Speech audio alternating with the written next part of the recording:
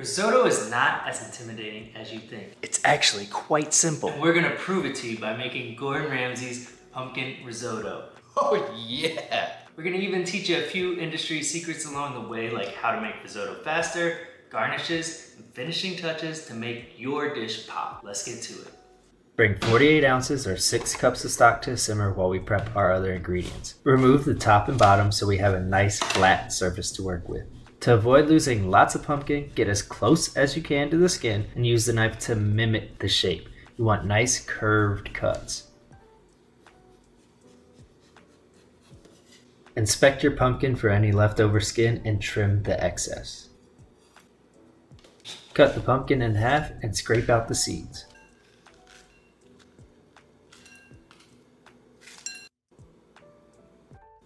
Slice the pumpkin and cut into chunks. Oh, probably not like that. Or just keep doing what you're doing. Smart. Pop the chunks into the warm stock and simmer until they're nice and soft. Slice vertically in half-inch strips. For the dice, we're going to square up the pumpkin by slicing off the excess, toss those bits into the stock. We went with the small dice here, but the most important part is to make your cuts uniform. That way they cook evenly.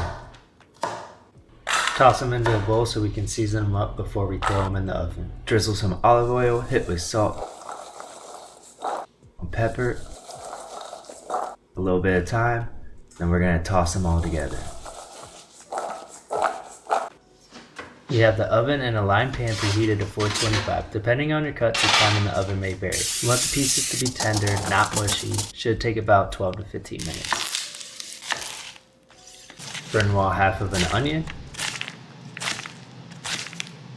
And we'll do the same to 3 cloves of garlic, which can be a little difficult. Oh, but there's always the old smash and choppy chop. Never fails. Time to pull our roasted pumpkin out of the oven.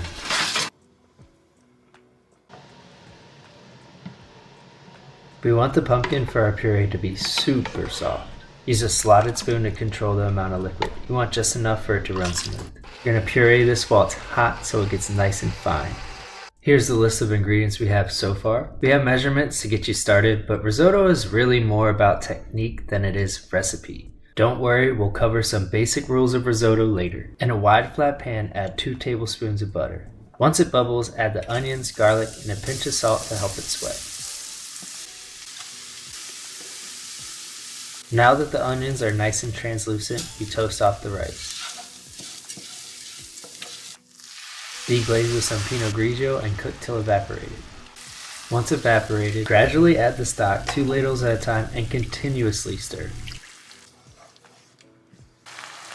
Add a few plops of puree, making sure to leave some for our finishing touches.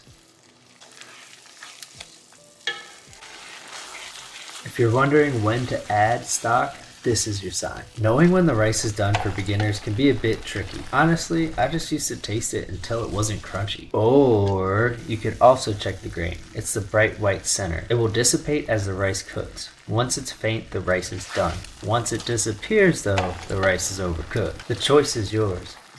Alright, we've almost made it. 2 more ladles of stock and we're done. Follow this next industry trick to unlock speed risotto so you don't have to go through this every time you want to eat risotto. If you're ready to devour right now, you can add your last 2 ladles of stock and the finishing touches. Just make sure you prep your garnishes in advance. Lay the risotto evenly on a sheet tray and score it. The theory is that this will make it cool quicker. I don't know if it actually works, but I sure do like doing it. Once it's cool, place in a container and store in the fridge.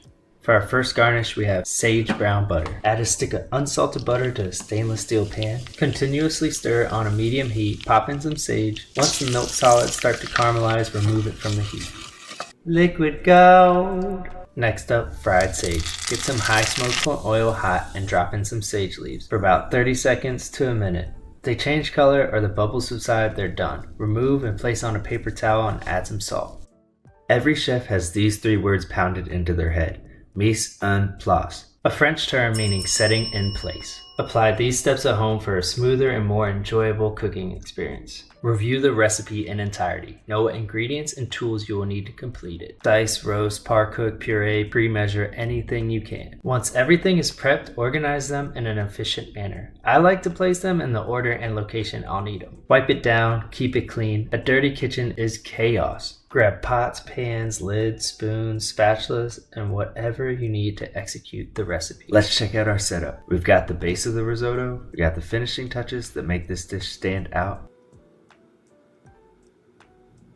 and our garnishes to elevate it and really tie together those fall flavors.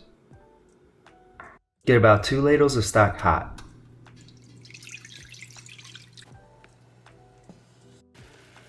Go in with our par-cooked arborio. Break them up so they heat evenly. Add the puree and roasted pumpkin.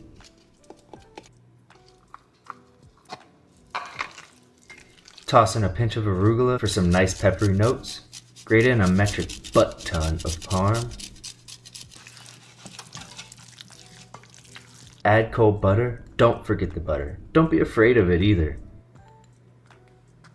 Before we plate, let's go over some basic rules of risotto to help you with technique. Use hot stock. Cold stock will slow down the process. Cook with a wide flat pan. A deep pan will cook the rice at different temperatures.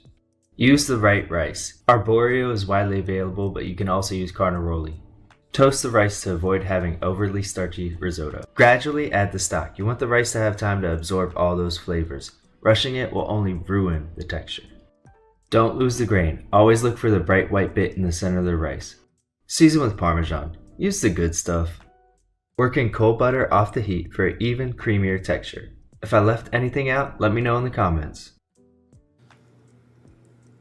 This indulgent dish oozes flavors from fall and winter, but I would gladly enjoy this any day. This batch yields 2 entrees or 4 sides.